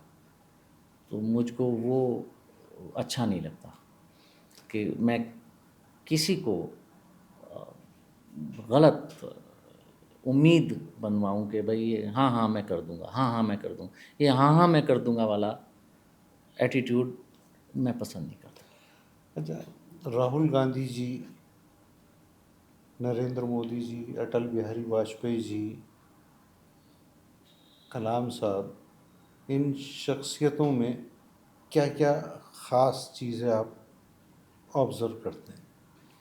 ये तो अपने आप में एनसाइक्लोपीडियाज़ हैं, यूनिवर्सिटीज़ हैं, तो पूरी लाइब्रेरियाँ हैं, इनकी मोटी-मोटी किताबें हैं। इनके बारे में चंद मिनटों में बोलना, प्रेसिडेंट अब्दुल कलाम साहब के बारे में बोलना, राहुल जी के बारे में बोलना, अटल बिहारी वाजपेयी जी के बारे में बोलना। अब अटल बिहारी वाजपेयी जी के मेरे घर आए हैं, मेरे फादर से पर्सनल रिलेशन उनके थे, और घंटों घंटों वो हम उनके साथ बैठे हैं। तो बड़े लिटरेरी आदमी थे। तो कभी किसी दिन आप अगर इसी पर कोई अपना एक पॉडकास्ट रखेंगे तो मैं उनकी अपनी यादें मैं आपको सुना सकता हूँ। मैं राजीव जी के साथ मेरी बड़ी बेहतरीन बचपन की अपने फादर के साथ यादें हैं, मैं वो भी आपसे शेयर कर सकता हूँ। मेरी बहुत सारे लोगों के साथ बड़ी खूबसूरत यादें हैं, मैं वो आपको शेयर कर सकता हूँ। मेरी राहुल जी के साथ बहुत सारे ऐसे एपिसोड्स हैं जो वाकई आज की तारीख में कभी लगता नहीं है कि पॉलिटिकल आदमी से हम इंटरेक्ट कर रहे हैं, पॉलिटिकल आदमी से हम बात कर रहे हैं। तो उनसे हमने एक बार चाहा कि राहुल जी ये घोषणा कर दें। उन्होंने देखा कि इस घोषणा को करने के बाद शायद व्यवहारिक नहीं है ये। उन्होंने कहने के पहले इसको वेरीफाई कराओ, ये व्यवहारिक है नहीं है, इज़ इट प्रैक्टिकल और नॉट। तो कहने लगे no this is not practical, I will not say. Qazi साहब तो अब वो आज की तारीख में पॉलिटिकल आदमी, हम कह रहे हैं कर दीजिए, चुनाव में फ़ायदा होगा, उन्होंने साफ मना कर दिया। आज की तारीख में ऐसा पॉलिटिशियन, और वो भी मोदी जी का सामना कर रहा है, जो 15 लाख रुपए ला रहे थे, जो काला धन ला रहे थे, जो तमाम उनके वादे हैं, अपने आप ही जीएसटी लगाते हैं, अपने आप ही जीएसटी हटाते हैं, अपने आप ही उत्सव मनाते हैं, अपने आप ही जीएसटी लगाने का उत्सव बनाते हैं, अपने आप ही जीएसटी हटाने का उत्सव बनाते हैं, अपने आप ही काला धन लाने की बात करते हैं, अपने आप ही उन्हीं की सरकार में काला धन बढ़ गया, अपने आप ही नोटबंदी का उत्सव मनाते हैं, फिर उस नोटबंदी का अपना क्लेम भी छोड़ देते हैं कि जी मैंने की थी। तो उनके सामने अगर राहुल गांधी जी आज भी अपने इस स्टैंड पर हैं कि वो बात नहीं कहूँगा जो प्रैक्टिकल नहीं है, तो समझिए कितनी बड़ी सोच के इंसान है। अच्छा, आखिर में एक सवाल पूछना है, आपका वो कौन सा सपना है जो सपना आपका पूरा नहीं हुआ और आपने सपना देखा था? तो जब पूरा होगा जब ये बताएंगे। सपने तो प्रैक्टिकल जब हो जाए, जब बताए जाते हैं, सपने पूरे करने के लिए होते हैं, और सपने के पीछे तो मेहनत होती है, सपने के पीछे तो काम किया जाता है। और प्रेसिडेंट अब्दुल कलाम आपका नाम, साहब का नाम आप ले रहे थे, तो सपना तो वो है जो आपको सोने ना दे, ऐसा सपना वो नहीं जो आप नींद में देखें। ऐसा कोई नेता है जिस नेता के रूप में आप भविष्य में अपने आप को देखते हैं? नहीं, मेरे फादर, मुझे बहुत प्यारी एक हिदायत उन्होंने दी थी कि आप किसी के तरह अपने आप को कभी मत ढालना, जो हो वो रहना। और मैंने उनकी वो हिदायत बचपन में, बहुत छोटा था मैं जब उन्होंने मुझको हिदायत दी थी, किसी की कॉपी मत करना, किसी को कॉपी करोगे तो तुम्हारा सेल्फ ख़त्म हो जाएगा, तो आप अपनी शख्सियत खो दोगे। तो जैसी भी है, जिस भी औकात की है, जितनी भी है, अपनी होनी चाहिए, किसी को कॉपी नहीं करना चाहिए। मैं, और मेरे जो साथी अगर सुन रहे हैं, मेरे यंगस्टर्स कोई सुन रहे हैं, चाहे मुझसे उनके और ख्यालात मिलते हो ना मिलते हो, हर तरह का व्यक्ति सुनता है। पॉलिटिकली आप मुझे सही मानते हो ना मानते हो, ये आपके ऊपर है, लेकिन आपको मैं कहना चाहूँगा कि किसी की कॉपी मत कीजिएगा।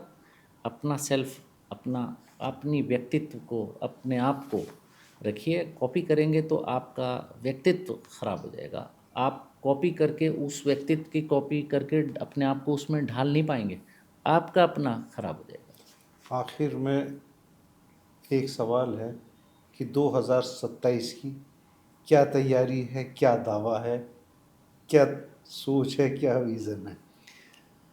2027 आपको बहुत ही अलग तरीके से दिखाई देगा।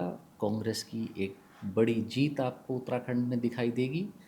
जनता यहाँ आप देख रहे हैं कि सड़कों पर है। जनता में, युवाओं में ख़ासकर बहुत नाराज़गी है, भारतीय जनता पार्टी से बहुत नाराज़ हैं। उम्मीदें राहुल गांधी जी से हैं, कांग्रेस पार्टी से है, और वो उम्मीदें जो जनता की हैं, पहले भी कांग्रेस ने पूरी की, पंडित नरेंद्र तिवारी जी के टाइम में की, 2012 से 17 के बीच में की, और आने वाले वक्त में भी कांग्रेस पार्टी ही उन उम्मीदों पर खरा उतरेगी। धन्यवाद। तो आप थे उत्तराखंड के शानदार पार्लियामेंट में से एक कद्दावर विधायक, एआईसीसी के सचिव काजी निज़ामुद्दीन। काजी निज़ामुद्दीन साहब ने अपने अनुभव हमसे साझा किए, छुई अनछुई बातें हमारे साथ साझा की, साथ ही साथ उत्तराखंड राज्य सरकार को कटघरे में खड़ा किया और दावा किया है कि 2027 में उत्तराखंड में राहुल गांधी की जीत होगी, यानी कि कांग्रेस पार्टी की सरकार का दावा काजी साहब ने किया है। सीधे तौर पे काजी साहब डबल इंजन की सरकार को दोषी मानते हैं, युवाओं के गुस्से को अपनी कामयाबी का आधार भी मानते हैं, उत्तराखंड सरकार की नीतियों और कार्यशैली को अपने हक में और जनता के विरोध में मानते हुए जीत के प्रति आश्वस्त हैं। काजी साहब के ये दावे 2027 में कितने सच होंगे, कितने नहीं होंगे, राहुल गांधी भविष्य में भारत में किस तरीके की राजनीति को आगे ले जाएंगे और काजी निज़ामुद्दीन उनके एक सिपाही के तौर पे उत्तराखंड के मैदानी और पहाड़ी क्षेत्रों में कैसे कांग्रेस को मजबूत करेंगे, ये तो आने वाले वक्त में ही पता चलेगा। लेकिन ये बात ज़रूर है कि काजी निज़ामुद्दीन ने एक बात बहुत महत्वपूर्ण कही है कि हमें कभी किसी की कॉपी नहीं करनी चाहिए, जिससे अपना सेल्फ भी ख़त्म हो जाता है। अपनी शख्सियत अपने आप में होती है और उसकी कार्यशैली ही आगे आने वाले दिनों में आने वाली नस्लों के लिए एक मिसाल बनती है। फ़िलहाल मोहम्मद सलीम सैफ़ी को दीजिए इजाज़त। अगले एपिसोड में फिर ऐसी ही कोई बड़ी शख्सियत हमारी मेहमान होगी। तब तक के लिए मुझे इजाज़त दीजिए। नमस्कार।